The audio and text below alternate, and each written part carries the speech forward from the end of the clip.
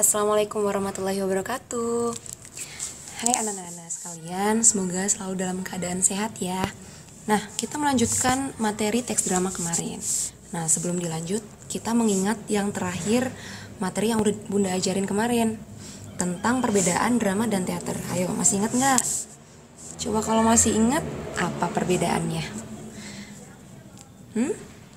Nah, perbedaan drama dan teater yang pertama, kalau dari tempat pertunjukan, drama bisa ditampilkan di mana aja. Jadi mau di sekolah, mau di televisi, mau di kelas, mau dimanapun itu adalah drama.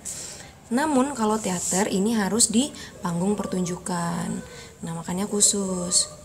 Terus untuk ceritanya, drama juga hanya mengambil dari kisah kehidupan sehari-hari. Kalau teater itu dari pemilihan naskah dan penggarapan yang terstruktur. Ingat kan ya, kemarin Bunda udah sampaikan itu ya. Nah, sekarang kita lanjut ke materi berikutnya, yaitu mengenai unsur intrinsik teks drama ini. Nah, Bunda punya singkatan yang semoga ini bisa kalian ingat baik-baik, yaitu alat ditok. Nah, alat ditok ini adalah unsur-unsur yang jumlahnya ada 1, 2, 3, 4, 5, 6, 7. Jadi ada 7 unsur intrinsik teks drama. Nah, A itu adalah alur. Alur. Kalau L itu adalah latar. Latar. Kalau A ini adalah amanat. Amanat. Kalau T adalah, ini yang paling penting sebenarnya, harusnya paling awal, tapi biar singkatannya lebih enak ya. Kemudian ada D itu adalah dialog. Kemudian tokoh. Dan yang terakhir adalah yang kemarin Bunda sempat sampaikan tapi sekilas, yaitu kramagung. Nah, pengertiannya, nah ini Ananda semuanya nanti catat ya di buku catatan masing-masing. Jangan ngikutin Bunda, ini mah Bunda cuma nyingkat-nyingkat. Kalian harus kalau bisa selengkap mungkin di buku catatan kalian ya. Nah, alur ini seperti kalau kalian di cerpen. Alur itu adalah rangkaian peristiwa. Ini adalah rangkaian peristiwa. Kalau latar, ingat latar itu ada 3. Ada latar waktu, ada latar tempat, juga latar suasana. Kalau amanat itu adalah pesan yang bisa diambil dari naskah drama itu.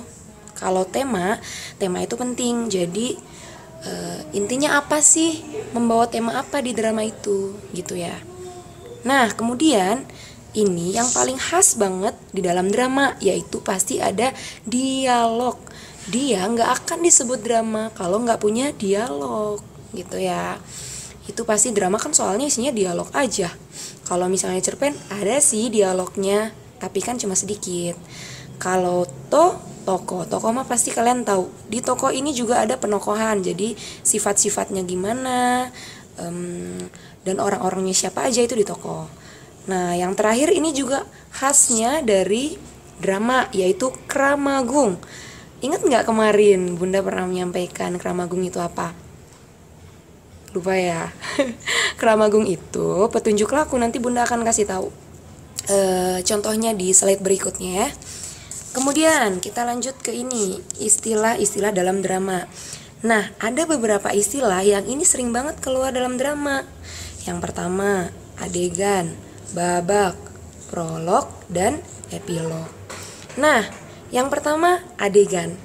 Adegan itu adalah perubahan peristiwa ditandai pergantian tokoh dan setting. Ingat, setting itu latar. Latar tadi ada 3. Latar waktu, tempat, dan suasana. Nah, adegan ini di dalam drama nanti ada adegan 1, adegan 2, adegan 3, kayak gitu. Bentar. Nah, di dalam adegan ini sampai mana tadi Bunda? Oke, sampai adegan. Berarti masih fokus ya kalian. Nah, di dalam adegan ini biasanya di dalam drama ada adegan 1, adegan 2, adegan 3. Karena setiap adegan itu biasanya di satu tempat Misalnya di perpustakaan ada dialog. Terus habis dari perpustakaan pindah nih. Habis dari perpustakaan ya, pindah ke kelas. Berarti ini beda adegan lagi. Jadi ketika ada perubahan tempat, waktu, juga ada tambahan tokoh, itu adalah perubahan adegan, gitu ya. Next, di babak. Nah, di babak ini adalah kumpulan adegan dalam satu rangkaian alur. Kumpulan adegan-adegan ini disebut sebagai babak. Kalau dalam sinetron itu disebut episode. Nah, kalau episode itu berarti kan episode tuh ada satu tema cerita, tapi bukan tema inti. Itu isinya beberapa adegan gitu. Ini ya. Nanti Bunda pasti akan kasih contohnya. Kalau prolog itu biasanya ada di awal naskah drama. Misalnya, di suatu pagi yang cerah, di suatu tempat yang sangat menyenangkan, hiduplah seorang ayah, ibu, dan anak. Itu berarti prolog. Kalau epilog biasanya dia pengantar akhir, ada hikmahnya, ada kesimpulan cerita, atau dia menjelaskan misalnya, dan kemudian keluarga itu hidup bahagia. Itu epilog. Nah, Bunda langsung kasih contohnya ya. Oke. Ini Bunda punya naskah drama, judulnya adalah Lidah Tak Bertulang. Ini adalah para tokohnya. Nah, ini yang Bunda kotakin ini namanya prolog. Dia ada di awal, paling awal di dalam naskah drama. Contoh, drama berlangsung dengan latar di sebuah warung yang mangkal di pinggir jalan di depan sekolah. Namun, warung tersebut masih tutup. Pagi itu cukup cerah ketika Esti, Janet, dan seorang siswa baru sedang duduk-duduk sambil berbincang-bincang. Irma datang tergopoh-gopoh karena kesiangan. Nah, itu adalah prolog. Kalau di akhir namanya epilog. Ingat ya. Prolog, epilog. Jangan ketuker mengenai prolog dan epilog ini. Kalau yang sering baca novel, ini mirip-mirip di novel sih. Kalau kalian sering baca novel pasti udah gak asing dengan istilah ini ya.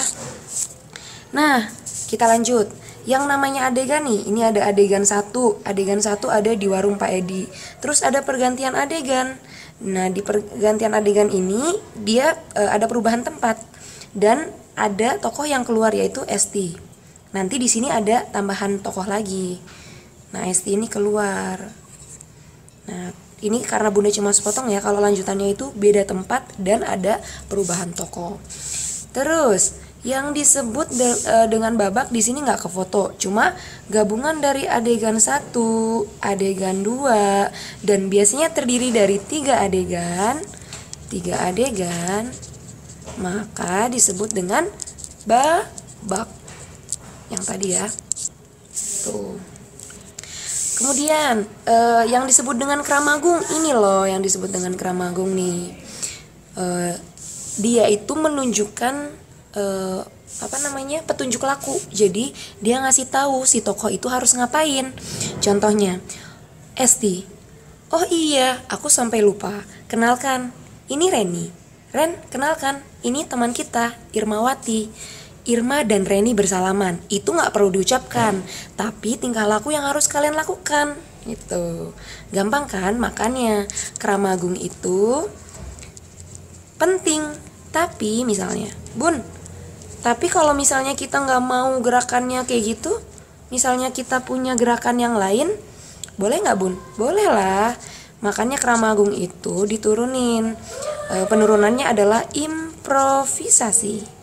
Ini bebas dilakukan semua orang, gak harus sesuai dengan penjelasan ini. Misalnya mau Irma dan Reni bersalaman, kemudian saling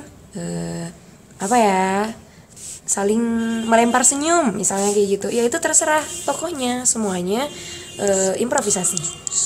Gitu ya guys. Oke, cukup sekian penjelasan Bunda mengenai ini tentang unsur intrinsik teks drama dan juga istilah-istilah dalam drama. Semoga kalian benar-benar mengerti dan memahami. Kalau misalnya Bunda agak cepat menjelaskannya, kalian bisa nge-pause kali ya. Kemudian Bunda harap kalian menulis ini di buku catatan ketika nanti kita sudah bertatap muka, Bunda harap di catatan kalian itu sudah lengkap, karena tugas dari penjelasan ini kalian harus nulis sebagus-bagusnya di buku catatan kalian, terus nanti foto lalu kirimkan ke Bunda lewat @modo gitu ya. Kalau ada pertanyaan nanti bisa kalian chat Bunda, boleh lewat WA atau lewat DM Instagram. Terima kasih, semoga semuanya sehat. Wassalamualaikum warahmatullahi wabarakatuh.